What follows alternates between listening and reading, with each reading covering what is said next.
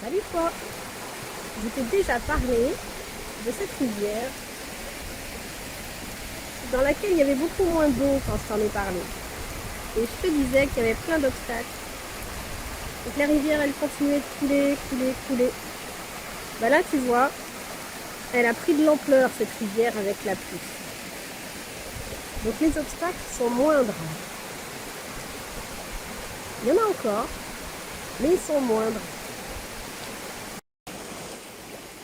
Et du coup, moi, je me dis que plus on est fort, plus on élargit notre zone de confort, plus on prend de l'expérience, et bien, moins les obstacles nous paraissent insurmontables.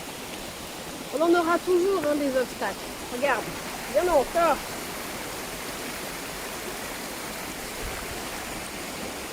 Et on va pouvoir s'attaquer à des obstacles un peu plus gros.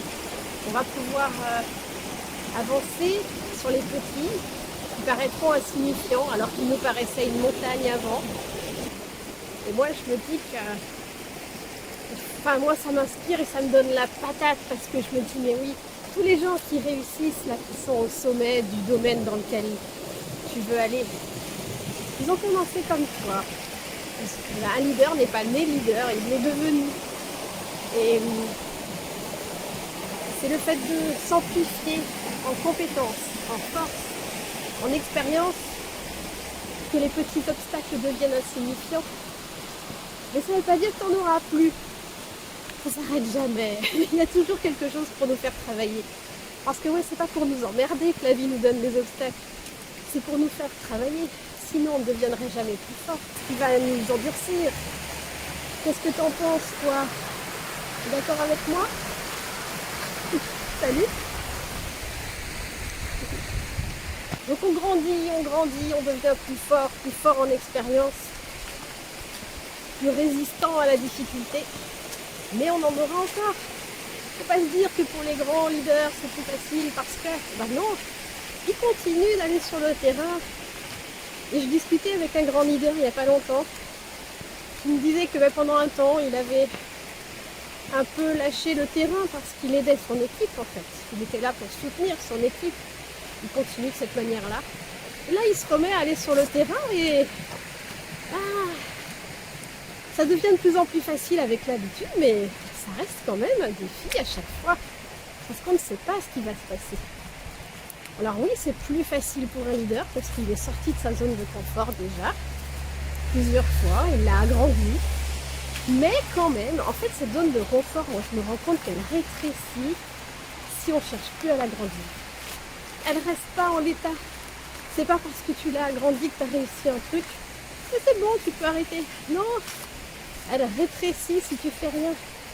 Moi je me suis retrouvée, si tu as regardé mes vidéos de mon histoire, dans une bulle où j'osais plus sortir de chez moi. J'en suis sortie depuis longtemps de cette bulle. Mais je me rends compte que quand je vais pas bien, j'ai juste envie d'être chez moi, de voir personne, de rester enfermée.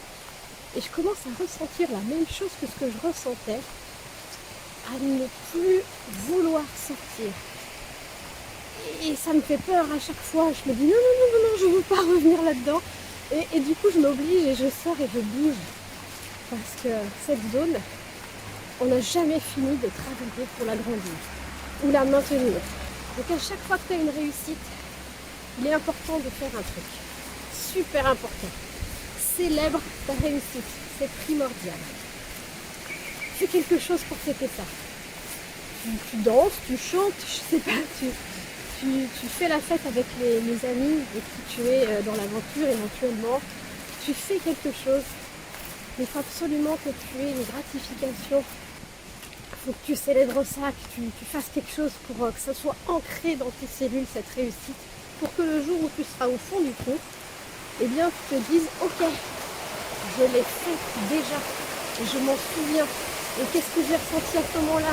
Mais c'était trop bien, c'était la fête. J'ai envie de ressentir ça encore.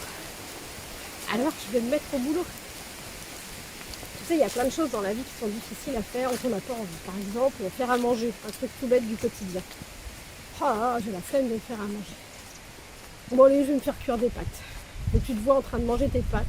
t'as même pas envie de faire une sauce, t'as rien envie de faire et du coup tu manges juste tes pâtes. C'est pas génial, ça n'a pas trop de goût, c'est pas terrible. Alors si tu t'imagines en train de manger ça, bon, c'est pas, voilà, ça donne pas envie. Alors tu dis tiens, je vais peut-être me faire une petite sauce avec.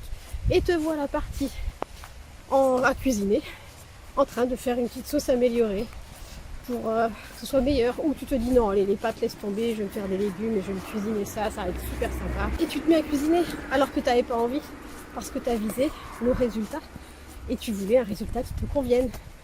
Donc tu t'es bougé les fesses pour un résultat qui te convient alors que tu n'avais pas envie de mettre l'action en place au départ. Dans tous les domaines, ça marche pareil. Visualise ce que tu veux atteindre et en te disant, si je reste que sur mon canapé, je ne l'aurai pas. Alors, faut que je me bouge. Voilà. C'était la motivation du jour. Et bien, sur ce temps magnifique de ce bon matin, je te souhaite une excellente journée pleine de motivation. Salut!